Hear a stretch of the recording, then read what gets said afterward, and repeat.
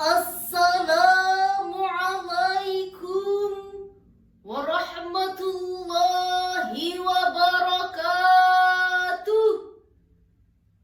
Alhamdulillahilladzi an'amana bini'matil iman wal islam. Wassalatu wassalamu ala sayyidina Muhammad wa ala alihi wa ashabihi wa tabi'ih ala dawam, amma ba'du. Dewan Hakim yang arif dan bijaksana, hadirin sebangsa dan setanah air yang kami muliakan. Gus Dur, seorang tokoh muslim dan pemimpin politik yang pernah menjadi presiden keempat Indonesia, mengatakan bahwa perbedaan adalah suatu fitrah yang harus diletakkan dalam prinsip kemanusiaan yang universal. Begitu pula dengan Indonesia yang sangat terkenal akan multikulturalismenya.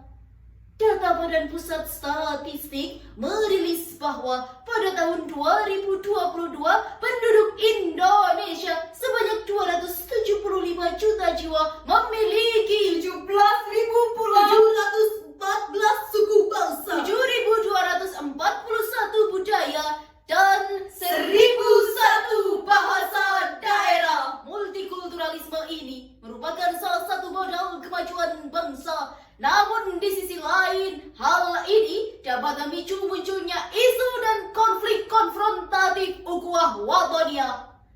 Dilansir dari theconversation.com, sepanjang tahun 2022 masih terdapat banyak kasus multikulturalisme di Indonesia. Baru-baru ini terdapat kabar penendangan sesajen yang merupakan adat istiadat warga oleh orang intoleran di Gunung Semeru, Jawa Timur. Adanya larangan perayaan Natal di Lampung dan juga adanya kerusuhan antar distrik di Yakuhimo, Papua. Hal ini menjadikan ketidakmampuan di dalam mengaktualisasikan segala potensi bangsa. Oleh sebab itu, hadirin, kita sebagai umat muslim yang merupakan mayoritas di negeri ini kiranya harus dapat mengintensifkan supaya jika disenggol tidak ambrol, ditubruk tidak ambruk, ditapak tidak ambil. Atas dasar permasalahan inilah, hadirin, izinkanlah kami bertiga dalam kesempatan virtual ini untuk dapat menguraikan suatu syarahan Al-Quran yang berjudul Merawat Multikulturalisme dalam Perspektif Al-Quran, Upaya Menjaga Persatuan dan Kesatuan Bangsa, dengan landasan firman Allah Al-Quran Surah Al-Hujurat ayat 13.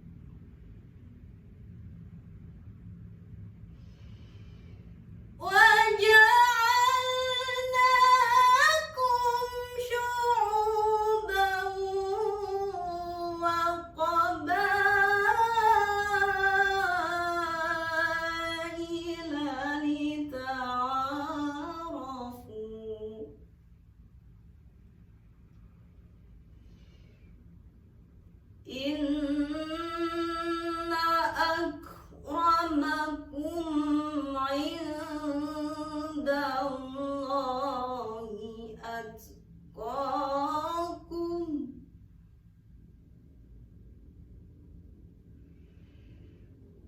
Inna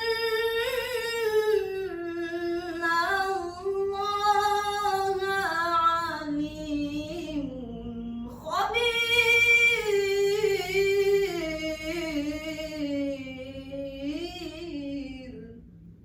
Hamba berlindung kepada Allah dari godaan syaitan yang terkutuk dengan menyebut nama Allah yang Maha Pengasih, Maha Penyayang. Sesungguhnya kami telah menciptakan kamu dari seorang laki-laki dan seorang perempuan, dan kami jadikan kamu berbangsa-bangsa dan bersuku-suku agar kamu saling mengenal. Sungguh orang yang paling mulia di antara kamu di sisi Allah ialah orang yang paling bertakwa. Sesungguhnya Allah Maha Mengetahui, Maha Teliti. Dewan Hakim dan hadirin calon penghuni surga. Dalam tafsir Al-Misbah volume 12 halaman 616, Profesor Dr. Quraish Shihab mengatakan bahwa ayat ini menjelaskan tentang asal-usul penciptaan manusia serta realitas keberagaman yang harus kita syukuri serta kita terima. Dalam kajian ilmu balaghah, hal ini merupakan suatu kalamul khabari di mana Allah Subhanahu wa taala menciptakan manusia dengan beraneka ragam hanya untuk satu tujuan, yakni lita'arafu, untuk saling kenal mengenal. Demikianlah penafsiran Syekh Khalid Abdurrahman Al-Aki dalam kitab Safwatul Bayan Lima'anil Quran halaman 516. Hadirin sekalian, siapakah kita? Indonesia. Apa semboyan kita?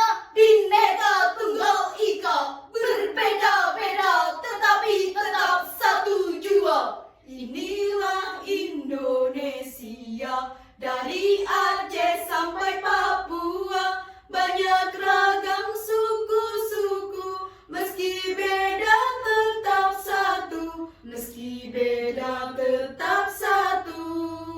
Hadirin yang dirahmati Allah, kenyataannya realitas di negara kita masih berbicara. Jangankan di lingkup bangsa Indonesia, sesama pemeluk agama saja masih sering konflik hanya gara-gara beda ormas jadi memanas, Beda partai saling bantai, beda pendapat saling sikap, beda paham saling hantam. Jika hal ini tidak diredam hadirin, maka kebenaran akan terbungkam, keamanan negara terancam, wibawa bangsa tenggelam, bahkan tak mustahil musuh dari luar pun akan menyerang dengan kejam.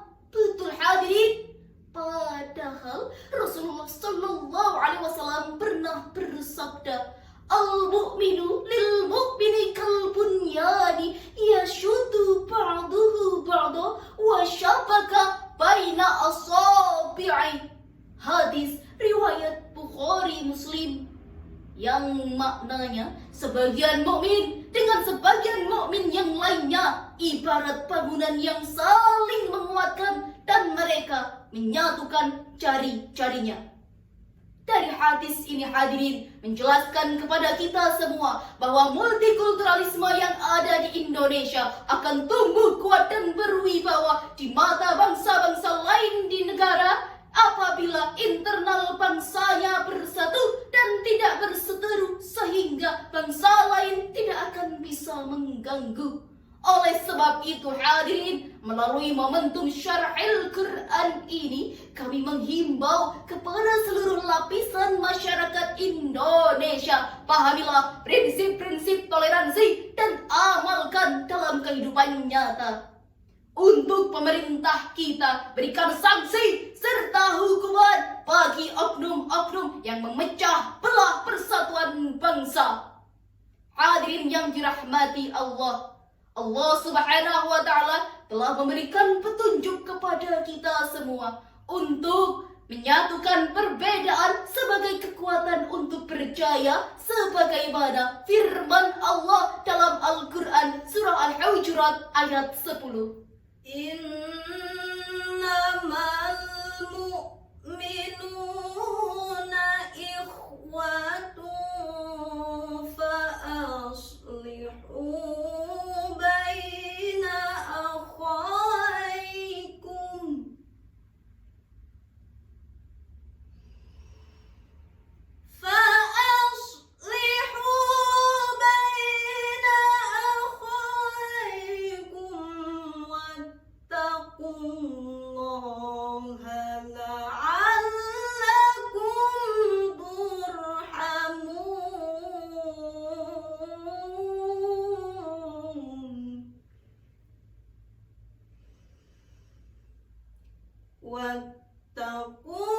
wattaqullaha la'allakum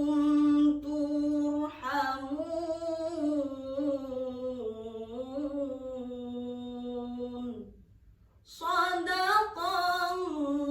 Shadaqallahul azim. Sesungguhnya orang-orang mukmin itu bersaudara. Oleh karena itu, damaikanlah saudaramu yang berselisih dan bertakwalah kepada Allah agar kamu mendapat rahmat. Maha benar Allah dan Maha Agung dengan segala firman-Nya. Dewan Hakim dan hadirin hadirah rahimakumullah. Dari serangkaian uraian tadi dapat kita tarik benang merah sebagai berikut. Yang pertama, multikulturalisme yang ada di Indonesia adalah suatu qadarullah yang harus kita syukuri serta kita terima. Merawat multikulturalisme yang ada di Indonesia adalah wujud syukur terhadap rahmat keberagaman yang ada. Yang kedua, keberagaman yang ada harus dapat disikapi dengan toleransi yang tinggi. Kita sebagai umat muslim harus bisa menjadi pendorong persatuan dan kesatuan bangsa. Bangsa yang makmur dan maju adalah bangsa yang bersatu, sedangkan bangsa yang hancur adalah bangsa yang selalu berseteru. Demikianlah yang dapat kami sampaikan. Mohon maaf atas segala kekhilafan. Tegaknya rumah karena sendi, Runtuh sendi rumah binasa. sedih